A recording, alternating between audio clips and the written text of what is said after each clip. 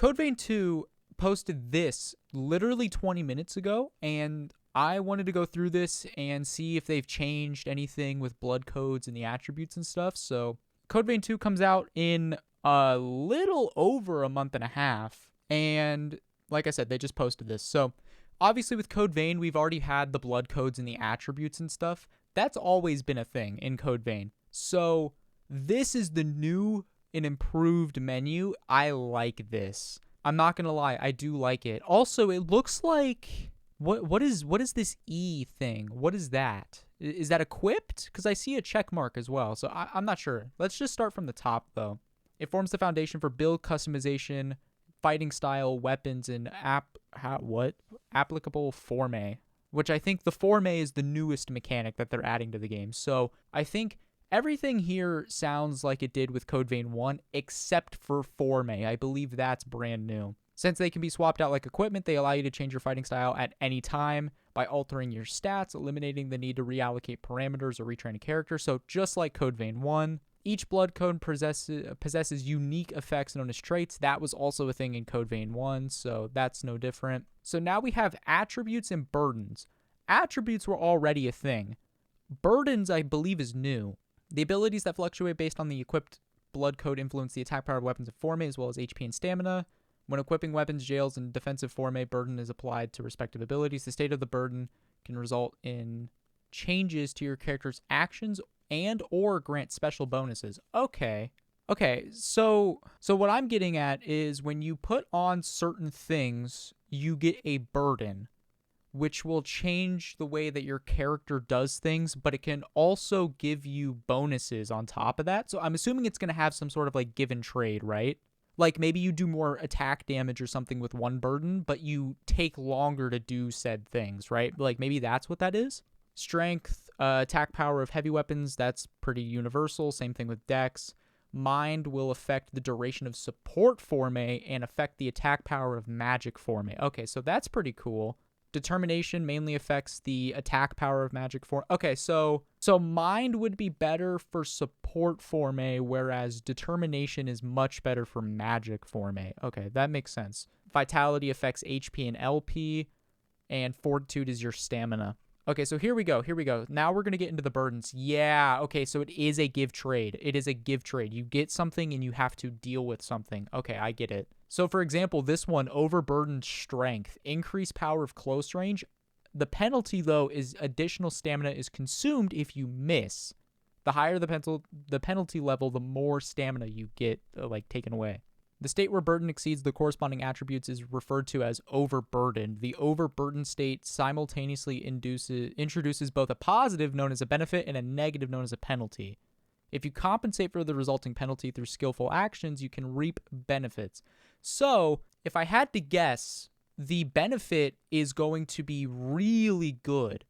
Like, the benefit is going, like, when they say increase the power of attacks, I'm assuming what that means is that it is very much increasing the power. Like, I'm talking maybe double-digit percentages of increased power. But what I'm assuming is if you do miss, the additional stamina is also probably going to be maybe double-digit as a compensation, so you're not just spamming, like, 20% increased attacks or whatever, right? Also, fuck it. I'm sorry. Just one side note. Look at this, man. This looks so cool. Like, look at this. You could see, like, individual blades of grass and shit. It looks so cool. I love it. I wonder, is this a weapon? Have they shown off every weapon yet? I don't know. Maybe that's from the whatever enemy this is. I want this, though, if I can get it. That looks really cool. Dodging behaviors change depending on the burden. Oh, okay. If the burden value on all ability scores remain at or below half, dodging becomes a high-performance quick step. If 2 or more scores are in overload, dodging becomes a low-performance heavy roll. Okay, so this is the good one where you don't have... So I think this top one is this, right? It's the burden value is at or below half. I'm assuming that's what this is. And it looks like you get 3 of them. Okay, so maybe it's like 2 or more being like if you have more than 2, you get to 1. And then if you have 2 exactly, you get this one? Maybe? I don't know. Boosters. Okay, so this was something in Code Vein 1, right? Boosters, mind booster. Oh, wait, maybe not. I don't think this was in Code Vein 1, was it? Giving you mind +2? I don't think that was a thing. They had poppables in the game. I know that they had poppables. Is that what that is? I don't think so. In addition to the traits inherent to blood codes, these include link traits, which activate when accompanied by a partner. So if you have a partner, you, on top of the trait given to you, you also just have another one on top of that? That's pretty cool.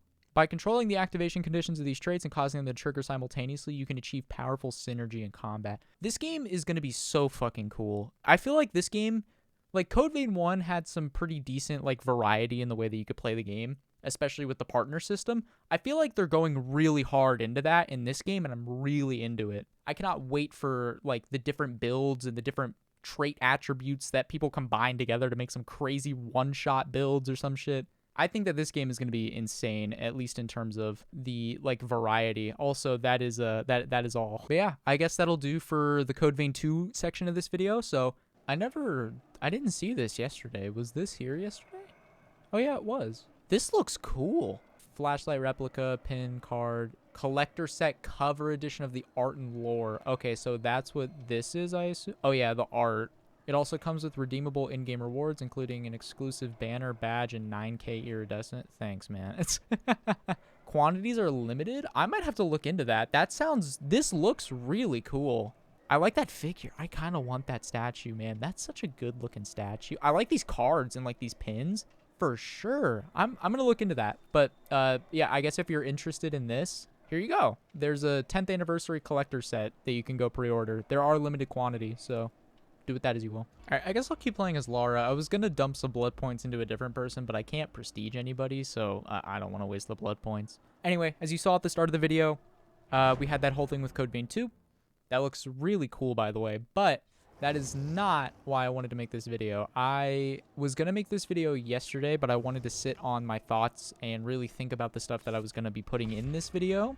So yesterday, we talked about Divinity, and there was an article that was trending, and it basically looked as if that there was things being taken out of context, right? I don't know how to pronounce the name. I believe it's Sven Vink. Don't hold me to it. Basically, one of the people in Larian replied to the article and like the tweet itself, basically saying like, no, that's not what I said, and it was out of context, and it just came off wrong. And so I was under the impression that, okay, they were wrong. They're not using AI in the way that we think they are, and it's more of a tool, not something to replace. And I just want to say, I still might be wrong. I could still be wrong. Again, I'm just an outsider looking in. I have no idea what is actually going on within Larian Studios, so I can't speak for Larian. They're also hiring 24 new artists. I think that should be very reiterated. They are not replacing anybody. They are hiring literally 24 more people. So, yeah, they're not replacing people as far as we know. So, I was on Twitter yesterday, and I was actually sent this tweet specifically. Somebody else that works at Larian, in spite of all of the reactions to this AI stuff in the article and, oh, corrupt intervention, and basically everyone's outrage, someone at Larian decided to reply to somebody that was very clearly upset because generative AI has a very bad reputation, and basically said at the end of this part of the tweet, I'm looking right at it, it isn't that deep. I don't know how to feel about that, to be honest with you. I really don't. Part of me is thinking, well, you know, maybe it was like a thing of, you know, if they want to have it, they'll have it. And I mean, that's basically what it says. Because they want to, and if someone does it, they won't. It isn't that deep. In response to, but it doesn't increase efficiency, or it certainly does, is steal other people's work. And they didn't address the part about it stealing. They just said that if people don't want to use it, they won't. And then proceeded to say it's not that deep. I disagree. I think that if you're going to use an AI that is not fed internally, and it is openly stealing from artists all over the internet and compiling and mashing them together, and it, like I said, it is not being fed internally, and the AI is not trained by in-house studio, that it's bad. That is awful because you're actively stealing and generating something that is not yours. It just isn't. Now, if this AI was built in-house and they were feeding it pictures and concepts and other ideas and stuff from their own concept artists themselves, that might be a bit different, and I'd feel a lot better about the fact that they're using it. But from the looks of it, that's just not what's happening. It seems more like they're using just some open source Gen AI program to generate an image, which, like I said, I don't like that. So I'm going to keep a closer eye on this just because I don't know, man. This just feels really wrong and odd. It doesn't feel right to me. Oh, that ghoul is pissed off. Did you see him shaking his head? Kaneki, what are you doing? What has you so? Is that a basement hook? Might be a basement hook. Oh, it's not. Okay, where's the basement at? I wasn't really paying attention. Either way, that Kaneki must not be happy to get looped for 2 gens. This person's in chase. I'm gonna go for the unhook. Oh. Man, this Kaneki is pissed. Are we serious? Is he really just gonna camp her? Wow, he's actually just gonna camp her. Man, what the fuck is going on? Oh, they got her. Okay, good. There's no way that this is my first game on. Man, this Kaneki is pissed. He's actually, I think he is tunneling. Are we serious? Well, that was a boring ass first game. That person got like hard tunneled off immediately. Like the Kaneki was shaking head and hitting him on hook. They got off hook, they tunneled, and then they slugged for 4K. Like, okay, man. I mean, you do you, I guess. That seems like a really boring way to play, though. So I'm not going to give any more opinions on this Divinity stuff, at least for a little while, just because, like I said, I want to actually learn all that I can about the situation itself. But I will say it's not great to see it isn't that deep in response to something that is already controversial and something that you're doubling down on. I don't know how to feel about it, to be honest with you. But that's just my 2 cents. So I guess in some like better news though, the video yesterday did pretty fucking well. I'm not gonna lie. I mentioned it in the video itself, but I took multiple tries to get that video done. The first session was 45 minutes. Another take on that was I recorded for 50 minutes, and it did record. I updated my audio interface, so my audio was bugged, and it didn't record any of it. So I had 50 minutes of footage. It recorded the footage, it recorded the gameplay, and then it didn't record any audio. So part of me, when I looked at the recording and I was like, wow, I didn't get any audio in that. Maybe I should just keep the gameplay in and just have a conversation over the gameplay itself. I'm going to be honest with you, I don't know how to do that, so I just decided, fuck it, I'll make one more attempt at this video. I gave it a test, and the video came out, so there you go. I think today, though, I'm going to end up working on making my, like, homepage or whatever on my channel. I don't have one yet, where you can, like, pin a video and stuff and show off your channel a bit more in-depth, I guess. Also, I'm pretty sure this is a Tombstone Myers, or whatever the add-on is to give him the old Myers. I think that might be what we're playing against, because he hasn't gotten Evil Incarnate. And as I say that, yep. Hey, I know you. You're me. I thought he didn't have it. I thought he had the one add-on that gives him old Myers, because he straight up just wasn't making anything out of it. Maybe he just wasn't stalking? I don't know. Like I said, I haven't played new Myers more than, I think, once. So, also, I saw him, like, over here. I think he just went back to hook, it seems like. We'll finish this gen, though. Wow, we did these really fast, by the way. Holy. These are some of the fastest gens I've seen done in a long time. Holy fuck. This is a very kind of nothing happened game. I wonder if this guy just got Myers or if he just doesn't play him very often, because...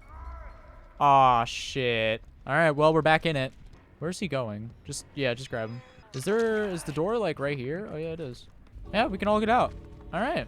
I mean, I guess it was fun. I don't know. That wasn't a very interesting game. A lot of that's probably going to get cut out. Oh, yeah, he just doesn't play Myers. I feel kind of bad. That also is not a good Myers map, to be fair. I feel like that just isn't a good Myers map because it's all hallways and shit, and you can't really, like, stalk efficiently, so... I feel for him there. That's a rough map. Also, we popped those gens fast as fuck.